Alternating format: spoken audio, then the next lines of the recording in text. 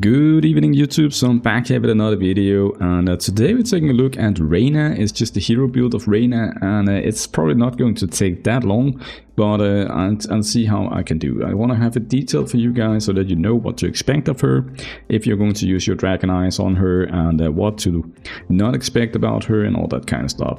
Let's just jump right into it, guys. So this is Reyna. Reyna is a fantastic addition to the game.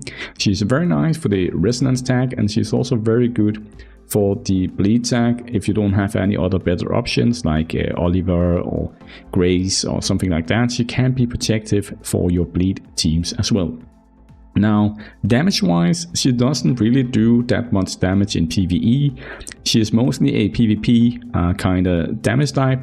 And I would say she's like a modern version of Atkins, actually. Now, Atkins never really made a fuss with me personally. I don't really care too much about Atkins. But Reyna, on the other hand, is super strong, super fun to use, and a very, very nice kit. Now, let's just go quickly through her kit here. On the basic attack, she has the provoke ability, which means that the enemies will have to hit Reyna once she's put this debuff on them. On the S2, she got the cold 2 debuff and a stun and some damage. Her passive is very nice. She starts off with around 20 points of resonance, and once it goes to 25, then she'll go into the resonance enhancement status. She's immune to stun, freeze, hypnotize, and imprison, which is a massive in PvP. You cannot be CC'd pretty much, except for maybe silence and yeah, I think silence and the fear thing. Horrify, it can also work against her. But the nice part here is that once she's in the resonance enhancement status, she will gain up to 52% of her max HP from 40% of her self-healing. So it's kind of, you're going to see now that the healing effect on her is very important to build, and this is one of the reasons here. And 52% of max HP is a lot. It's not a HP rate, it's just like a flat out max HP. So if you have 1 million HP, then you go to 1.52 million HP, right? So that's huge, okay? And also on exclusive 0, she'll already have this one here, back to life, where she puts a buff on allies so that the first time you die in the first 3 turns, you will not die, and then you'll get restored and by 20% of her HP. Now let's look at her S4 here. It is the healing and shielding effect of her kit. It's very nice, and it also has a built-in where it additionally casts the Mage Protection ability automatically when allies' HP goes below 50% for the first time, and then after 4 turns you can trigger it again. Super nice, super clean, all of that stuff. Now let's look at her exclusives, because exclusives are very nice on her and will help her a lot. Exclusive 1 is mandatory for PvP, and it is where when your allies try to control effect on an enemy, she will pursue and attack the enemy up to 3 times each of the turns. Now, like the exclusive 2 here, the resonance enhancement status goes to 4 turns, and you gain a more like 180% of the HP from the back to life, and also cleanse all debuffs from the ally when they die, so that's very nice. Exclusive 3 here, she gains a lot of damage. She gets a 75% mastery if you have 150% healing. And 150% healing effect on her is key. You want to get to that because she scales a lot with healing, and a lot of stuff acts with her healing, so you want to get 150%. If you have more than 100%, the shield goes from 45 to 60%, and also if you have 150% or above, the shield cannot be removed and the duration is increased to 3 turns. And further on, she's also immune to death. If no allies has died yet, she's immune to death. It says here when 5 or more allies survive, we can only be 5 on a team, right? So it's kind of stupid, but it's just a wording. It just means that if every ally is alive, she cannot die. So basically, if you put provoke on the enemy, none of your allies is dead yet, she cannot die either, so she'll just stay at 1 HP until an ally dies, which is kind of hard because you have provoke on, so unless it's AoE, then she will just be staying alive. Now, we didn't talk about her resonance ability, and it is on her basic attack here, and once she goes into the resonance enhancement status, and this is why she hits hard in PvP, for every 1 CC effect, like different effect like freeze, stun, hypnotize, whatever, that is on the target at the time that she pursues and attacks will increase this damage here by 100%, and it caps at 300% of the original, and it also ignores shield effect, it says, so she hits very hard in PvP if you have 2 or 3 CC stacked on top of each other and then she pursues and attacks. I've seen from some of the Mystic Bulls players and Bushido players, I've seen some hits of around 2 million, some even close to 2.5 million damage just from the basic attack here, and nobody can survive that in PvP. You just get one shot. So moving on here, how would I build her? Now definitely focus on her healing effect here. I'm also going to show you her echo here because I pulled it. Her echo is also dependent on your healing effect. If you have more 150% or above, then she'll also take less damage, skill damage, and like 50% of that will be applied to allies. So for this one here at 0 stars, 15%.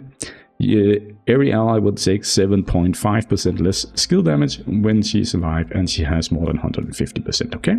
So it's very nice, and the healing main stat up here is very easy to get some extra healing effect from. Now, how would I build her? Let's just come back to that.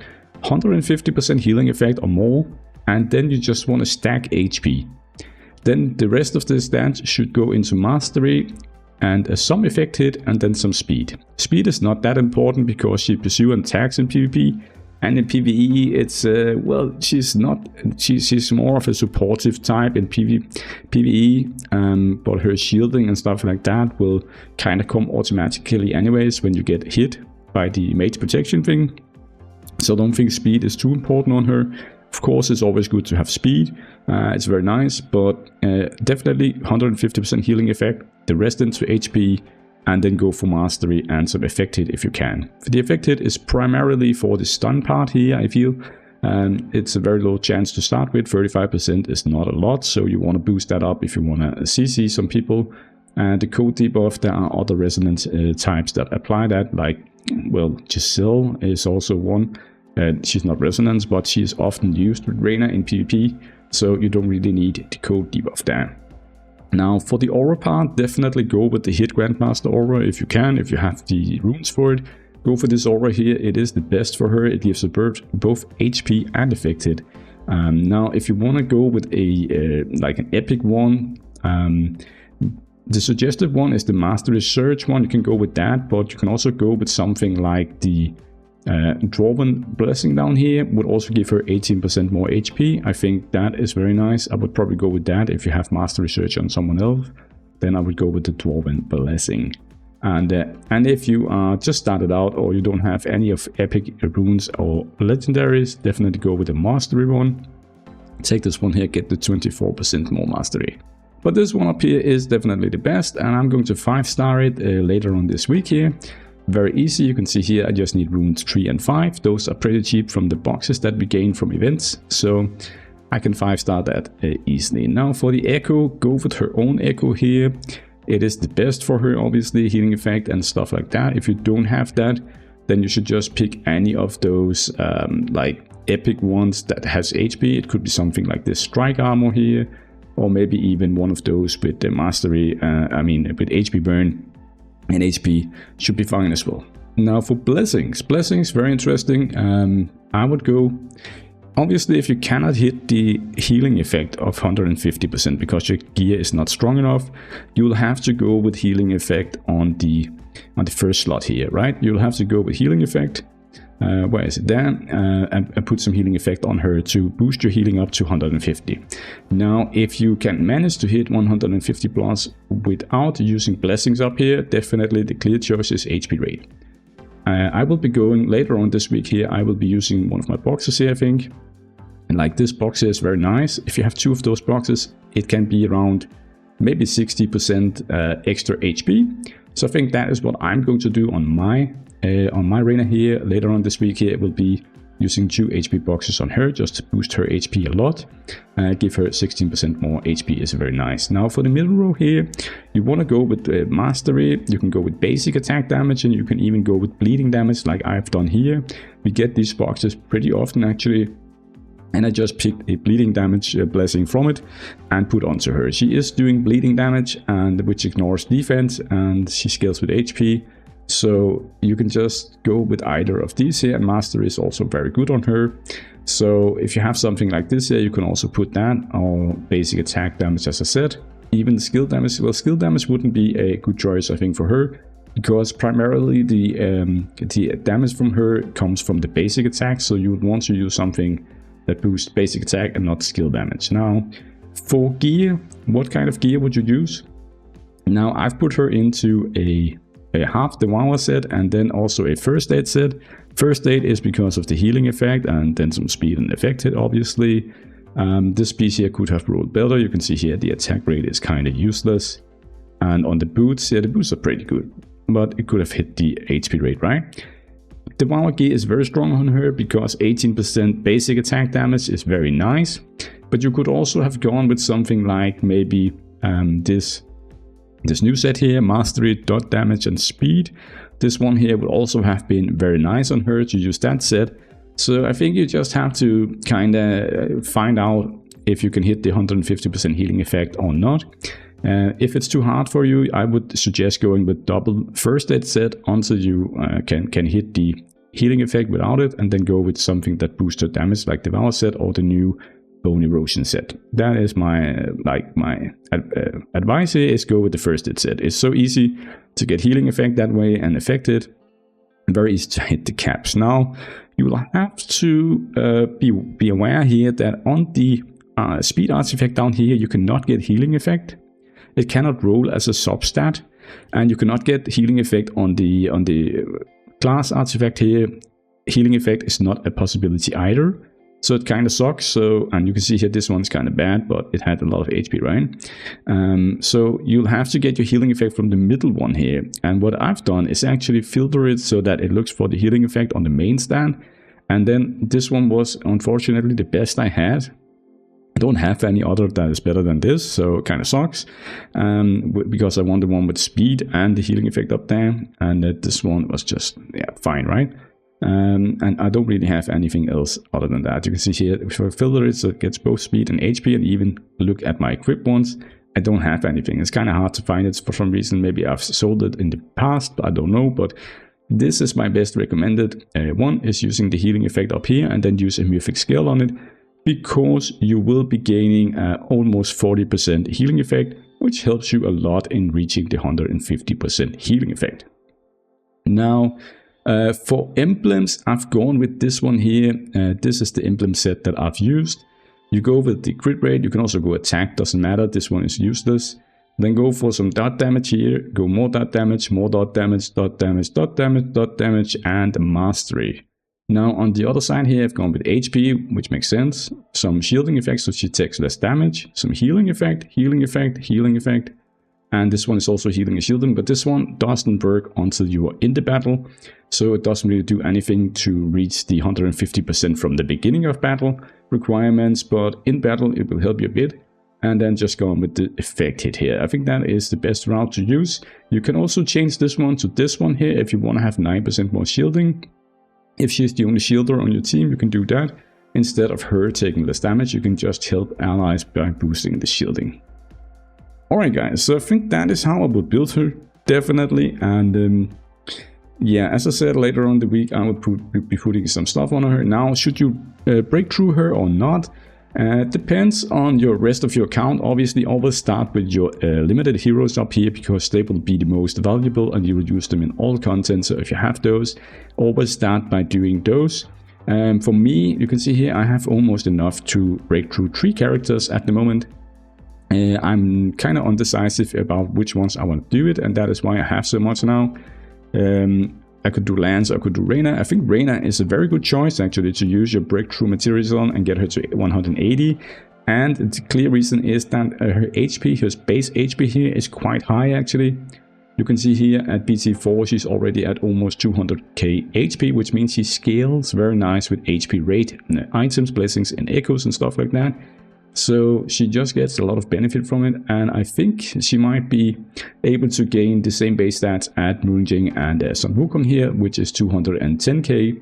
So it would be 15k HP just from from leveling her up, and then obviously all the percentages will add up. And I think mine, if I go with the blessings I talked about, I'll have around 1 million HP. So also because the aura is not leveled up yet, so I think around 1 million HP, and then in game it might go to around 2 million with all the passives and stuff like that. So, and where would I use her? If you don't have anything else, you can use it in Classic Arena. You can use her in the 3 vs 3 here in Advanced Arena. You can see here I'm using her on one of my teams here. She's quite strong, and also you can use her in, 3 vs 3, 5 vs 5 is where she shines. And also Faction Abyss, she can help you. I still haven't beaten 30 yet, but she can help you a lot in the Faction Abyss by helping your allies. You can use her in Tower of Mark, but it will only be for the shielding part basically, and maybe some stun. You can use her in other areas if you don't have better heroes. She will also be very strong in the bleed here and the resonance tag for some extra survivability. Super strong there, so you can use her. She's not the best, but you can use her for sure. Now if you go and take a look at the guild versus guild arena here, and we just take a look at some of the fights that have been going on here, maybe just go against this team here.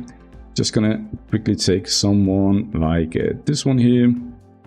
Did I win this one? Yes, and here you can see she did some damage. I'm just going to show like how she works in game. This is my CC team against another team. It's just a random fight that I picked, no particular reason. And here you can see that she is pursuing and attacking after every time the allies lands the CC. You can see here that I've landed a stun, I've landed a freeze, and now she's gonna hit on all the enemies. I have to say that, as you can see on the screenshot here, I'm only exclusive 2 at this point here, and that is because I exclusive 3 her after the Guild vs Guild had started. So at the beginning of Guild vs Guild I didn't have the last eye on her, so she has gotten a lot better mastery since then, like 75% more and all of that good stuff. But it was just to show you that how she works with the pursue and attack. Alright guys, I think that is it for now for Reyna. Let me know in the comments down below if you have Reyna and how you've built her and if you like her. And don't forget to subscribe and like this video. Thank you guys, have a nice evening, cheers, bye.